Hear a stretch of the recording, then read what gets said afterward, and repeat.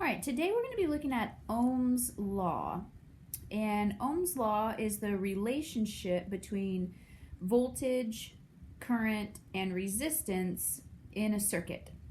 So we looked at circuits on Monday, and here is a simple circuit. We have our battery, we have our wire, which our current is flowing through.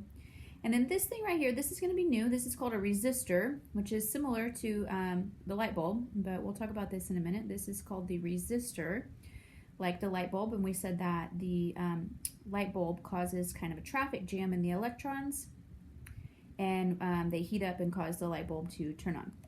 So before we get started in this stuff, I want to just take this circuit and compare it to a river. So this amazing drawing here, this is a mountain, and on the top of the mountain is ice, and we know that rivers flow from the melting ice on top of mountains.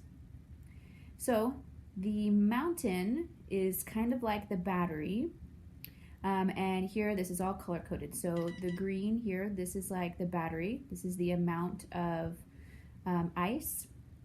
And then I'll explain that a little bit more in a second. And then the red is like the wire here. This is the current, the flow of the electrons. This is the flow of the water. And then this blue part here, this represents a dam. So if we put a dam in a river, we know that it slows down the current. It holds back a bunch of water and only lets a little bit through. Okay, so first we're going to look at voltage. Your voltage is your source. This is the source of the power, and it pushes the electrons. So in the battery, we know that the electrons are pushed out of the negative side toward the positive side. They're repelling against the negative side, and they're attracted toward the positive side, and it causes the push for the electrons. So your source, your voltage, could be a battery or an outlet in your wall. This is a wall outlet, which is, of course, attached to our electrical grid. So that's where your source of your power comes from. And more voltage equals more current. So the more power battery you have, compared like if you have a AAA battery versus a D cell battery or a 9-volt battery, the bigger battery you have, the more current is going to be able to flow through these wires. You're going to have more electrons flowing through. Just like this mountain, the more ice you have at the top, the more water you're going to have in your river. You're not just going to have a trickle, you're going to have a raging stream coming down this mountain if you have more ice on the top. So that's your source. Okay, the I on this triangle represents current, and it's measured in amps. That's our unit, is amps, and we use an A for that. Voltage, the unit for voltage is volts. You use a V for the abbreviation. Current is the flow. This is electrons per second, so how fast is your current flowing around your circuit. And more current equals a brighter bulb.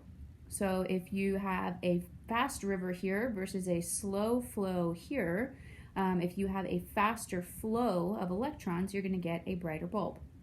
And you get a faster flow from more voltage.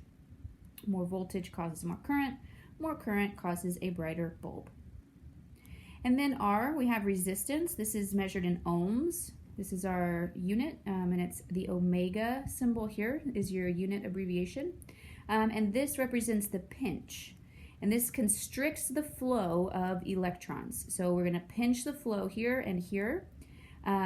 Like this might represent a water hose. If you have pinched a water hose, you're only allowing a little bit of water through.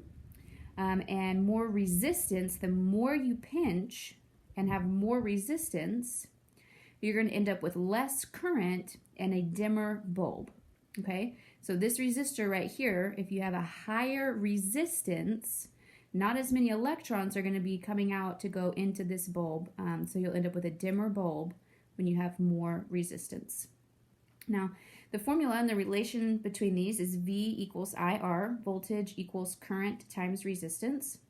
And I put them in this triangle here because you're going to be solving for voltage, current, and resistance in simple word problems. It's only 3 variables. And remember, the way to use this triangle is whatever you're solving for. If the question says that you have 20 amps with 6 ohms of resistance, how much voltage? You're solving for voltage.